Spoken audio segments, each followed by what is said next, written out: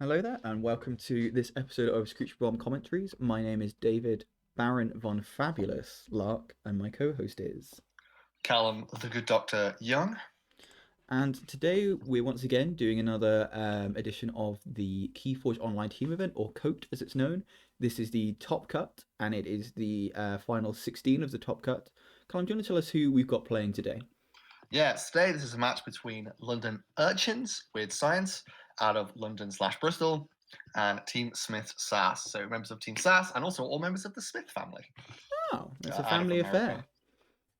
It's a family affair. Someone should write a song about that. That'd be good. Possibly so, yeah, I think it'll be quite good. Mm. So we're going to start off by talking about Ikari the Badly Curious. Yeah.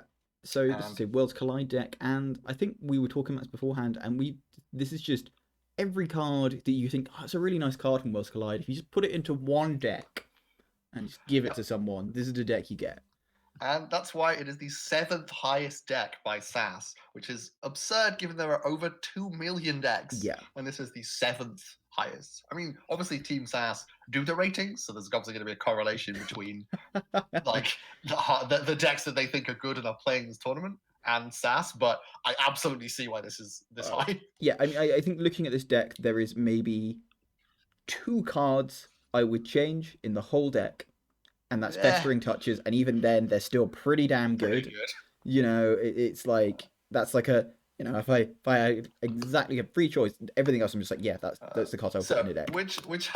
which ridiculous house do we want to talk about first? I'm going to talk about the Saurians first, purely All right, because I love Saurians, as you know, and I do. I'm baffled that the Saurian is only 24 in this because this Saurian is the Only perfect 24. Saurian to me. You've got Brachus with two Pompatus to make your dudes real big. You've got Chunk. Paraguardian for a bit of warding. You've got Perfected Ludo to when you capture all their Ember, just chuck it back in the pool. Library of Yep. Polyosaurus to take a bit off, and the 60 interest in the Axiom of Gris for my favorite combo of the Miami. You can The just Miami. load up all your creatures with Ember and go, all right, you need to kill everything on my board, or I'm going to forge a key with all your Ember because I've got sent a Brachus and you haven't. Yeah, and that's going to be pretty hard to stop in most matchups. Indeed, it will. And so that's all going to be ridiculous Saurian nonsense. I just love it so And much. It makes me happy. It uh, puts a big old smile on my face, I must say. yeah, and then we're going to see all of the best Worlds Collide Logos cards, starting with, I think, double E-Die. So just ramp up those keys and archive some cards. Mm-hmm. A bunch of other ways to archive and draw, sort of Tauta Vapors, Titan Guardian, Jargogle, Yep, interdimensional graph, stop anyone going too high and Too just being, High. if you go a bit high, I'm going to come at you. Yeah.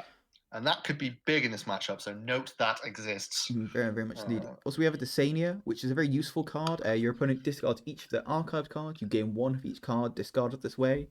This is particularly against like mass mutation, where you have cut decks like Auto Encoder. Desania has become a very powerful card. First printed in KOTE, where yeah. it was kind of a bit meh, but Yeah, that was a nowadays huge amount of Desania has archiving. become an incredible card So good. We'll just warp matchups massively in your Yeah. favor.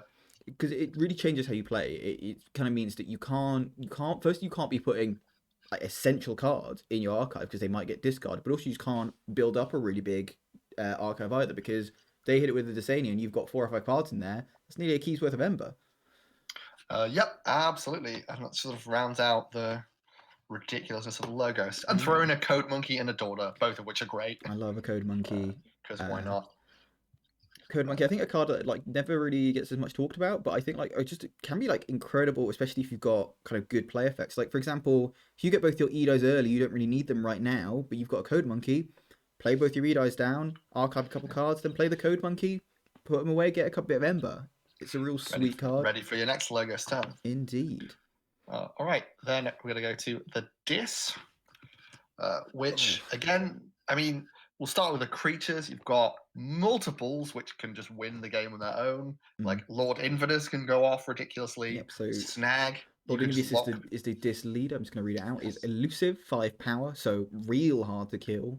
While Lord Invidious is the center of your battle line, it gains Reap. Take control of an enemy flank creature and exhaust it. While under your control, it belongs to House Dis. If you get this out turn 1, your opponent is going to be so sad. Yeah. Yep. Snag, you can just lock people out, pick your house. Infernus is obviously well known and great. Yep. EE on the fringes with, I think, quite a few things you could probably circumstantially throw away for a steal. Indeed, yeah, like your Festering Touches, you're probably not going to mind losing too much. Binding Irons, you're not going to be too fussed about. Yeah, Eterome and Buzzle, in this kind of could live matchup, without it. maybe going to be totally fine with chucking those away. Then we have 2 Exhumes Yep. out of AOA just to bring back an Edai, a Brackus, a Pompetus, any And number of Infernus, excellent I creatures. imagine it's going to be a lot of time. Infernus. Yep. Ludo, if that somehow managed to die, that's a Yeah, real just annoying one to see coming back. all good. And then we have an Obsidian Forge, which is interesting, Dude. given the deck has 23 creatures to begin with, Mhm. and also the potential for a very sticky board with Yep. the sort of wards and the Pompetuses. Yeah, I think the only difficulty here is that this isn't great at generating Ember. There's not many pips in the deck as a whole, and while quite a few of those are in Dis, you are going to probably need that pre-existing board to pull off that Obsidian Forge. Yeah, I think probably so. I think also we're now going to move on and talk about the opponent here. I think the amount of time it takes to set up an Obsidian Forge is not time this deck is going to have.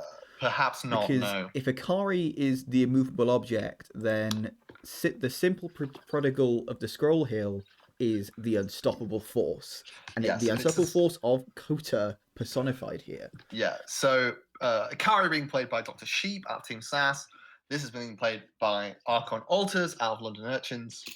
Friend of the stream, big fan. Makes those really cool, like, altered Archon cards. Yes, so shout out for I actually that. have one of those on my shelf behind me of a Restringentus that was painted by him in a delightful purple frame. So the first thing I want to talk about this is the fact that he piloted it undefeated through the in-rounds of KOTE, which is pretty damn impressive given the overall high quality. And this is, my notes just say, now that's what I call KOTE. Indeed. In that its logo Shadows Untamed, it has 34 expected Ember, has a speed of 13, almost no board. 24 pips. 24 pips. So you look at the Untamed and you've got 2 Nature's Calls, 2 Dust Pixies, a Key Charge, a Fertility Chant. Yep, a Mimicry, just in case you need that, take any of your opponent's stuff. And like Nature's Call and Lights Out we'll talk about as well here are great in this matchup when you've got all of those Saurians. If you've got stuff like a Brackus on the board and you want to return it, if you've got Centurion's Denopius, which don't have a lot of Ember on, you want to return it, really useful kind of like double-edged swords they can be, where they can both like return your Dust Pixies and play that again, but also return your opponent's creatures if they're proving a nuisance. And also look at Fertility Chant, which has 4 Ember pips just on the card, casually. And your opponent gains 2, though, when you play it. Yeah, the risk now is obviously that gets Infernus, and it just is -2 Ember that you give to your opponent. Indeed. So you're going to be looking to try and time that right, time it around the Key Charge, maybe as a finisher, essentially. You do have a Key Charge, though, which is very useful. And you do, yeah. That Mimicry with Exhume in the opponent's deck could have some real nice things it can hit. Yep. Bring back a Dust Pixie just in time to pick it up and play it again. Indeed, with the regrowth, which it also has. Yep. So you have Shadows that does pretty decent shadow stuff. Will steal with TMTP, Finishing Blow, Urchin. You've got a lot of other useful Shadows cards. Miasma. Yep. Pawn Sacrifice. Customs Office. Not the best in this matchup. No, I don't. Isn't there's any artifacts in the opponent's just the Obsidian Forge and the Library of Polyosaurus. Yeah, which are like Library of Polyosaurus. I feel like if you might just discard that with how fast this game is likely to go. It's probably not going to be getting you that much value. Similar with the Obsidian Forge as well, potentially depending on the situation. Yeah, I could see that one going off maybe. We also look at Finishing Blow, which is destroy a damaged creature if you do still want. This could, again, be very useful, just taking out those big threats, like those big Saurian threats that could be really messing up your day. Also stuff like an Edai, if you can get, say, a damage on with, say, a Relentless Whispers, it could be really useful. Also, a Mesa Asp, always welcome to see Skirmish and Poison in the shadows there. Could be good for those big dinos. Indeed. And then we have Logos, which is Library Access, Double Wild Wormhole, Lab Work, Neurosiphon, all sort of draw cards, get more cards. Really pushing. 2 Archivists. Yep, Wild Wormhole, really nice synergy with Library Access because it essentially counts for 2 cards when you play it while Library Access is down. So yeah, it's basically just a big clash of the meta, essentially. This really sort of deck in KOTE was borderline unbeatable, just the sheer speed it could put out. Yeah, and it's decks like this, I think a lot of cards were created to counter. So cards like Edai, cards like Infernus were kind of Yeah, made because of these decks were so prevalent and so good. But it's just like almost if you distilled KOTE Rush into like one deck, this is the kind of thing yeah. you see. And then these are all of your Worlds Collide responses. Big Dinosaurians that they can't get rid of. E-Dies to push up the key cost, and then Infernus with Recursion to Indeed. punish those Ember. Yeah. So, who do you think's going to win? I This could just be a crapshoot. I don't think you can call this because I think there are two situations I think that's going to happen here, which is either simple gets an incredible start, just a really fast start, and Ikari just doesn't draw into the things it needs to deal with it, and it wins within 5 or 6 turns. Or Yeah. Ikari or simple doesn't get the draw it needs early. Ikari can set up, get those E-Dice down, get those Infernuses ready, and it just kind of like jams up the works of simple and kind of like just stops it before it can get going. So I think we don't know for once, No, which is helpful because it means that we can't be wrong. we But at the same can't. time, it is, I think, going to come down to that sort of Yeah, draw. As yeah, skillful as these players both are. yeah. These players are very skillful, and I'm sure they'll both be playing the decks to the best of their abilities. But I hate to like say that decks come down to draw. I think there is a lot of skill, but I think in this matchup, especially, these decks are so polar opposites that it really could come down to just that. Yeah. All right, let's find out. I am hyped. Indeed, I'm very hyped. Hi everyone, and welcome to the game portion of the episode. We have Archon Altars playing Simple on the bottom of the screen, and we have Dr. Sheet playing Ikari on the top of the screen. Yep. Brief shout out to Lots of Muffins who recorded this for us, as we were unfortunately busy. We were indeed playing Keyforge. We were playing in the KFBL qualifiers, which we were indeed. I did very poorly. Let's not speak about results in the KFBL qualifier. KFBL qualifier. We are here to look at some code games, and I'm just really excited to see what happens here. Unfortunately, we don't have spec hands. The players did request to have not a spec hands on, which is totally fine. We always offer that as an option because I know some people feel uncomfortable. Added excitement for us because but it's extra surprising. It's delicious mystery. We do see a mulligan from Archon Altars, and we see the Nexus come down early on. Not a great opener. No artifacts to mess with. But maybe just had that one Shadows card. Just felt like might as well get it out of the way. I can see the E-Die early on. Also, Candle Unit. No, not much reaping going to be going on here. Ooh, Desania comes out early. So he does have the Exhume though, so no one is safe. He does. I'm going to see a fight into the Candle Unit and finishing blow to destroy the Candle Unit, and a Miasma just spent just to get the Ember off him. Yeah, bit of a slow start for Scroll Hill, really. A little bit. You've got to wonder maybe he's got some Untamed in hand. He's kind of like angling towards, or maybe a Logos Library Access turn angling towards. I feel like it may look slow, but it may be just more of a setup into a bigger turn. Yeah, I think Dr. Sheep is going to be sort of trying to build up a board a little bit, trying to get stuff down on the board. Because Scroll Hill, like most KOTE decks, does lack that sort of full creature control that you can sometimes need. And we see the Arxemic Risks discarded early on. 45 power in Scroll Hill, almost no creatures. We are seeing the Library Access come out here. We've seen the Wild Wormhole drawing into the Nero Siphon. Not great to see here. Doesn't actually get the steal, but still getting that card draw. And we are seeing more and more. This is a pretty bonkers Library Access turn. And this looks like playing a lot of cards. What you're actually doing here is you're filtering out all your logos. You play, I think, what is that? I think 7, 8 logos cards there. I didn't quite manage to keep count. And you now know that you've got that Untamed is going to be coming up, and you're going to be ready to have that big old Untamed turn. Yeah. So you assume he's now sitting on a giant Untamed turn. You've got to assume so. Yeah, he's not played any yet, and have played out all of his logos there. Could go for another cheeky logos turn to maybe archive something, but I assume Untamed.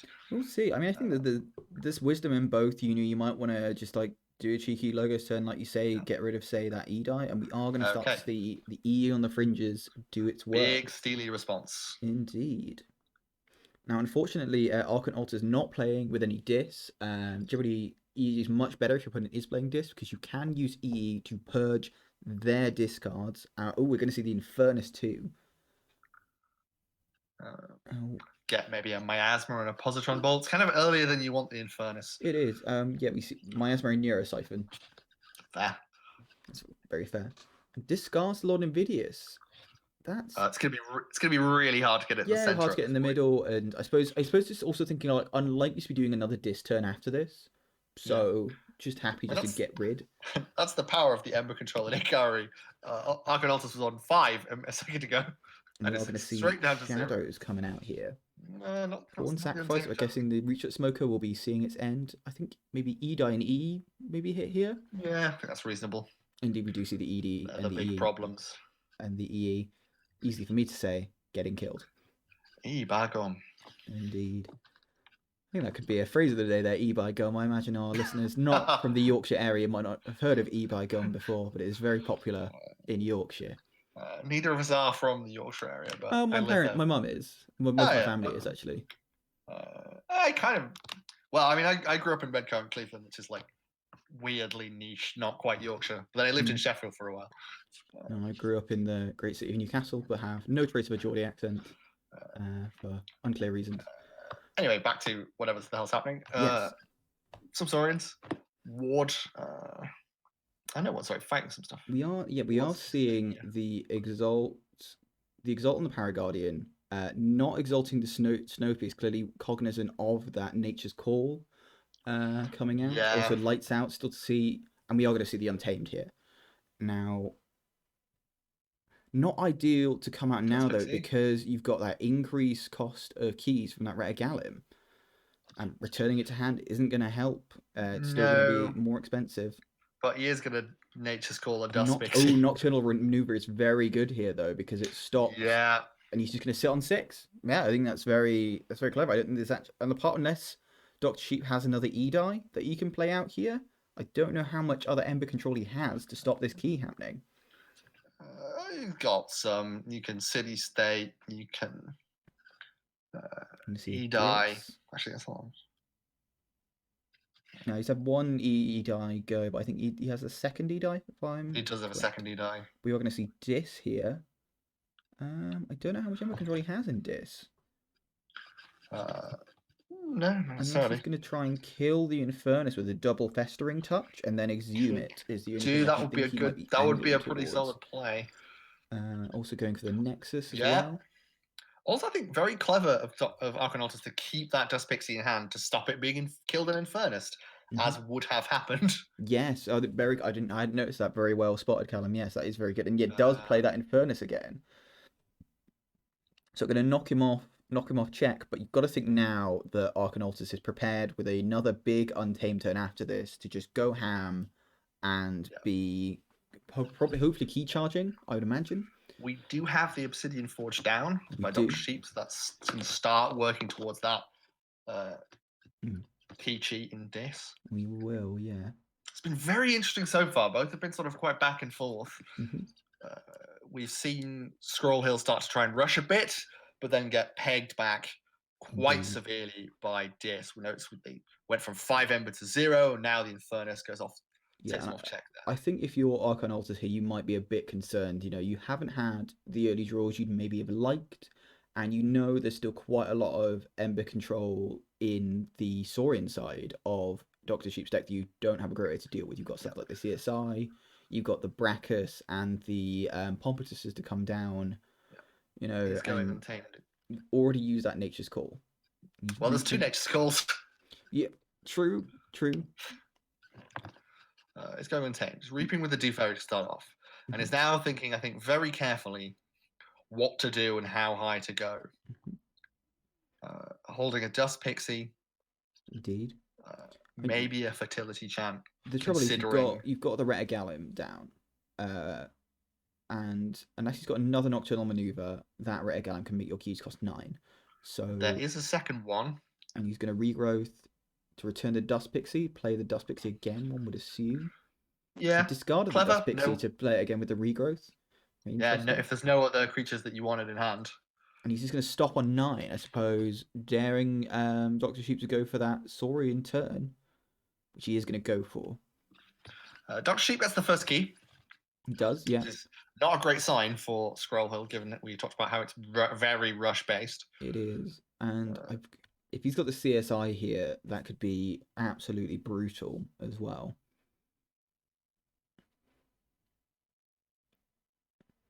I'm going to see the Brucidon come down. Big Saurian board coming. Stenopius.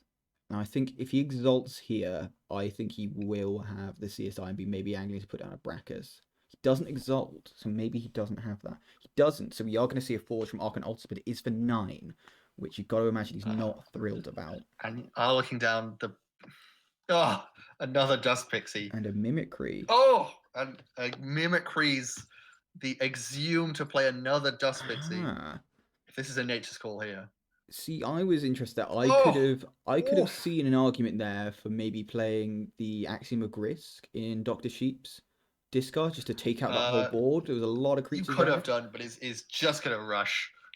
The only trouble is by returning that Red Gallon to hand, it does allow Dr. Sheep to play it again, which he is going to do. So it does. But went to 9 again by Nature's Calling 2 Dust Pixies having exhumed one of them. Indeed. I'm going to see a Quest of Jarta. And we are going to see that Red Gallon increase. And there's the CSI. There's the interest. And the problem is that both Nature's Calls have gone now. Yeah, you've got the lights out still, but with the Ember so spread across... This is where my argument about the Axiom of Grisk comes through, is because you knew the CSI was still in the deck, you knew this was a possibility, and that would have really lessened the effectiveness of that. Yeah, and you still want to run 7 Ember. Now Dr. Sheep is looking pretty intimidating. They're about to get key 2, and with 8 creatures on the board, that Obsidian Forge is looking more than possible. Indeed it is. Indeed it is. And this is the sort of the rough end of the matchup for the KOTE deck. You have these huge Saurians who are powers ahead of not powers ahead. The power of the Saurians is so much, and they're so big, such big creatures. A lot of KOTE decks just cannot deal with that. And this is the Logos turn. Possibly not really what you're looking for, but it's just going to try and cycle, archive. And just knocks that ward off of Ludo. I would have maybe considered fighting with the Ganymede and then Anomaly exploiting the Ludo just to get rid of it, but... You've got to accept you're probably not going to kill many of those creatures anyway. No, it's very true. It's very true. And I think, we are just going to see Saurian here. And I wouldn't be surprised if we see maybe a Brachus coming down soon, which would just really put the screws to this and say, if you need lights out to stop me at that point. And we can see the Exalt gets up to 7. Tribune Pompitus. Because why not? And even if Arcanauts can stop the key here, you've got to assume that Obsidian Forge. Obsidian Forge, wins Dr. Sheep the game. He needs to just get. Well, he's got Infernus on the board, so he can reap with that. He would need. I mean, he needs to have 1 Ember in his pool at the start of turn to be able to. Go watch out for the wards. Oh, very true. That's the wards. So he needs 4 Ember then, which is harder. But I don't know. The sort of lack of board control in Scroll Hill is coming to haunt it. Unfortunately, it really is. And I think this is what we talked about in the kind of deck chat here, which is that Simple needed to be winning kind of within the first 6 or 7 turns, it felt like, and maybe being our words here, because we are seeing a late flurry as we're seeing Dust Pixies come down, Dew Fairies come down, Nocturnal Maneuvers. Huge amount of Untamed happening. Indeed, but with only the key charge, can't stop the key. Yeah, and can only forge one of them. And we do see. There we go. There we go. Key charge, get 3/2, but unfortunately, the capture and the Furnace and the EE coming out just at the right times meant that it wasn't quite enough. Big city state. And so a victory for Worlds Collide. It was indeed. Yeah, I think, as I say, that CSI was really, really key. I mean, didn't get the brackets down at the end, but you've got to imagine that was coming, even if I don't know how Brachus interacts with an Obsidian Forge. I assume it can't, but I don't know. It didn't come up anyway. But yeah, I feel like you sacrifice first and then try and forge, so a lot of them would go away. Okay, fair enough. But yeah, I think it was an excellent game played by both, but I think it's kind of what you said, which is that Simple needed that really fast start to beat this deck, and it just didn't really seem to get that. You had the first 2 or 3 turns playing only a couple of Shadows cards, which really, I think, just kind of not getting that good start out the blocks is what really affected this game. Yeah, you very much needed to go straight into either the library access turn or the untamed turn to, I think, bring this out. Yeah, and we did see a mulligan from the deck as well. Yeah, true. I think you only needed maybe one more turn because obviously he's on 6. So just needed to forge one more key and then could have key charged out here. Yeah. But so with that CSI just knocking around, it was always going to be a risk. Yeah. Yeah. Oh, good game. Well played by both sides. Very well played by both sides. Very enjoyable game. Thank you very much for listening. I have been David Baron Fabulous Lark. I've been Callum, the Good Doctor Young. We've been Team Screech Commentaries. Thank you very much for listening, and we hope to see you again soon. Goodbye. Bye-bye.